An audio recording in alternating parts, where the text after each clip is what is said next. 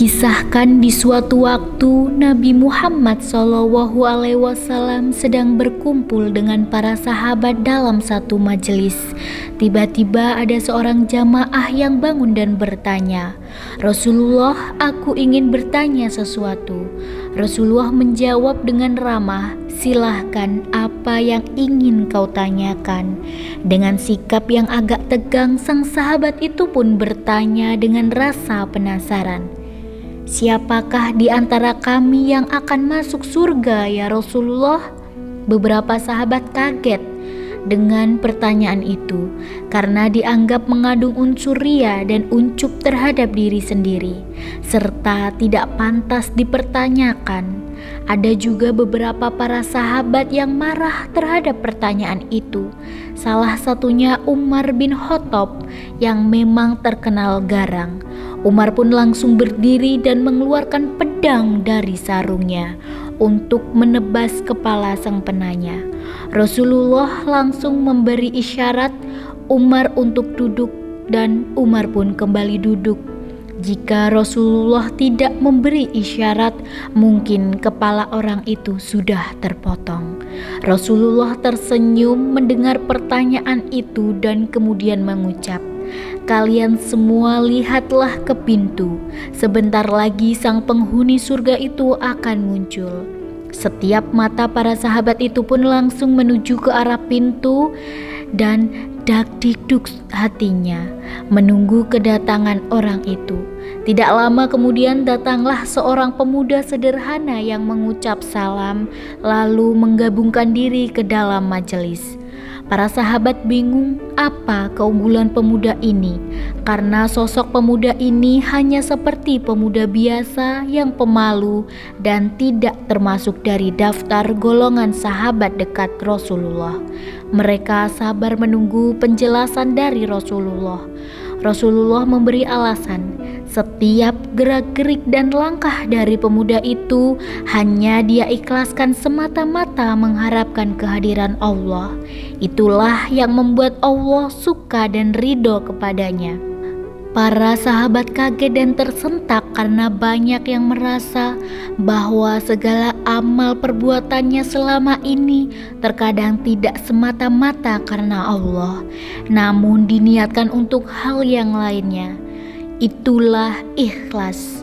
Allah Subhanahu wa Ta'ala berfirman dalam Quran Surah Al-An'am ayat 162, "Katakanlah Muhammad, sesungguhnya solatku, ibadahku, hidupku dan matiku hanyalah untuk Allah, Tuhan seluruh alam." Ikhlas adalah inti dari keimanan seseorang dan kualitas tertinggi kemurnian hati. Karena segala sesuatu yang dikerjakan adalah murni karena Allah dan hanya untuk Allah.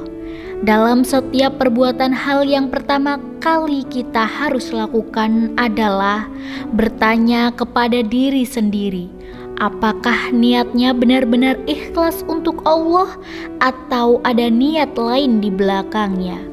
Rasulullah SAW bersabda, "Sesungguhnya segala amal perbuatan itu bergantung kepada niatnya, dan setiap orang akan mendapatkan balasan tergantung pada niatnya." Kalau kita melakukan perbuatan dengan hanya niat karena Allah, maka keridhaan Allah akan kita dapatkan. Tapi kalau tidak karena Allah, bersiaplah, biasanya kekecewaan akan didapatkan. Selain itu, keikhlasan juga bisa dilakukan dengan menerima segala ketentuan yang telah ditetapkan oleh Allah untuk kita. Dengan demikian, bentuk keikhlasan seperti itu akan menuntun kita untuk menjadi hamba yang bersyukur, dan dengan rasa syukur itu maka seperti janji Allah pasti akan ditambah nikmatnya. Dan ingatlah Tatkala Tuhanmu memberitahukan, sesungguhnya jika kamu bersyukur, pasti kami akan menambah nikmat kepadamu. Dan jika kamu mengingkari nikmatku, maka sesungguhnya azabku sangat pedih. Quran Surah Ibrahim ayat 7. Keikhlasan harus dilakukan di 3 waktu, yakni sebelum melakukan perbuatan, ketika sedang melakukannya, dan setelah melakukannya. Iblis berkata, "Ya Tuhanku, oleh karena Engkau telah menetapkanku sesat, sesungguhnya akan kuusahakan agar anak manusia memandang indah perbuatan dosa yang tampak di bumi, dan aku akan sesatkan mereka semua, kecuali hamba-hambamu yang ikhlas di antara mereka."